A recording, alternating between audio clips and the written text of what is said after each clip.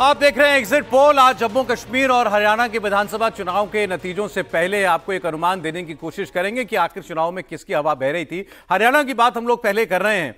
भूपेंद्र सिंह हुड्डा का जहां अपना चुनाव बिल्कुल संकट मुक्त दिखाई दे रहा है, नायब सिंह सैनी के लिए ऐसा नहीं कहा जा सकता। लाडवा में उनकी परिस्थिति ऐसी बेचैनी वाली ऐसा नहीं दिखाई दे रहा कि वो बिल्कुल निश्चिंत हो सके। हमारे साथ मेहमान बने हुए हैं। मैं एक बार अर्जुन जी के पास जाना चाहूंगा। अर्जुन जी, जब नायब सिंह सैनी को मुख्यमंत्री बनाया गया तो उस वक्त ये चयन किस आधार पर हुआ, इसकी चर्चा आज तक की जाती है। मैं फिर ये अपना प्रश्न राजकुमार जी के पास लेकर के जा रहा हूं। आपको ऐसे एक मुख्यमंत्री की जरूरत थी जब आपने मनोहर लाल खट्टर जी को हटाया, जो थोड़ा इंस्पायर कर सके, पार्टी के कार्यकर्ताओं में थोड़ा उत्साह भर सके। क्या सैनी जी वो नेता है? मुझे लगता है कि मैं दो हिस्सों में इसकी बात करूं। एक तो मनोहर लाल खट्टर को बदलने वाली बात।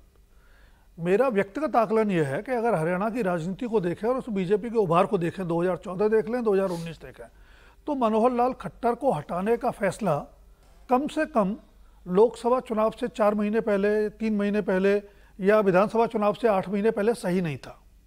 अगर आपको नेतृत्व परिवर्तन की जरूरत थी तो कम से कम 1-1.5 साल पहले करना चाहिए था।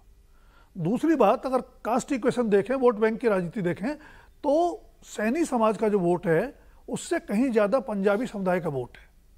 तो उस तरह से कोई पॉलिटिकली बहुत समझदारी नहीं थी। क्यों बनाया गया, उसके पीछे का गणित ये है कि सैनी ओबीसी समाज से आते हैं और बीजेपी, जो अक्सर चर्चा होती है कि ओबीसी समाज का वोट उसको ज़्यादा बड़ी तादाद में मिलता है, तो एक प्रोजेक्शन था कि हमने ओबीसी सीएम हरियाणा को दिया है, जहां अभी तक राजनीति में जाट कम्युनिटी का ज़्यादा डोमिनेशन रहा है, अगर भजन लाल को अपवाद मान लें तो कहीं ना कहीं कैलकुलेशन वो थी। मुझे लगता है टाइमिंग गलत हो गई और शायद उस कैलकुलेशन में भी कहीं थोड़ी गड़बड़ी हुई।